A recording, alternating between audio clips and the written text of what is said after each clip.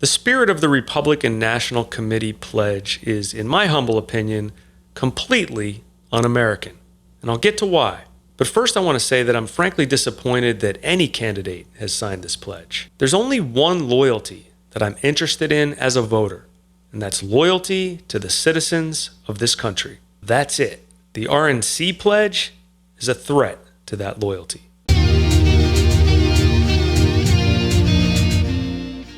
Welcome back to Shadow Wreckardz, where we believe that globalist interests are plunging the mainstream media into darkness, but independent journalism can be the light. If you find yourself enjoying this video, please consider hitting that like button and subscribing to the channel.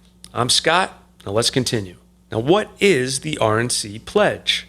The pledge states that the candidate will support the eventual nominee of the party's primary and that the candidate will not participate in any debate the RNC has not sanctioned. This pledge is part of the criteria Republican candidates must meet in order to qualify for the first presidential primary debate on August 23rd.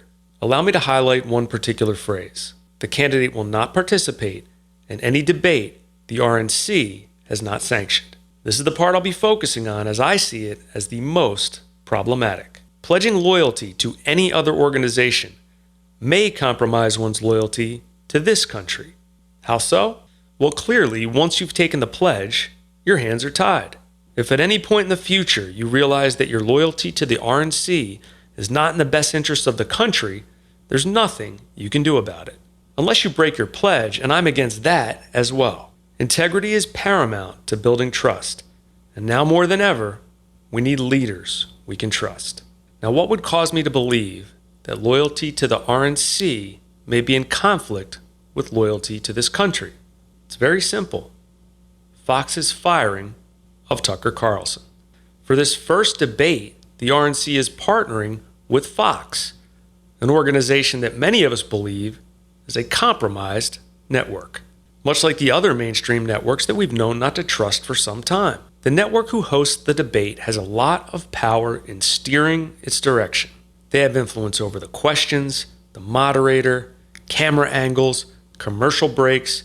You'd be surprised how many tools they have to influence public perception. Perhaps we'll analyze that in another video. But the point is, it stands to reason that they would steer things in favor of candidates that they like and put candidates they don't like in unfavorable situations. The question is, are their interests aligned with those of the American people? Now back to the Tucker firing. Now, Fox representatives will try to spin it to make it make sense, but it's extremely difficult for a grounded person to believe that firing Tucker Carlson was in their financial best interest, at least if we're only considering transparent financial impacts. After all, the public is not privy to any behind-the-scenes deals or promises. But based on what we can see, they took a massive financial hit by firing Carlson, and that will continue as their first Republican presidential debate will compete with his interview of the leading candidate. Why is that important? Because if the incentive for firing Tucker was not financial, at least from a transparent perspective, then it's coming from somewhere else. Whose interests are being served here? If it's not the shareholders or someone with a financial interest in Fox, then perhaps it's an entity even more powerful. Could it be BlackRock? The CIA? The WEF? Who knows? But I think it's very likely that the interests of that power are not aligned with the interests of the American people. Now, what's done is done.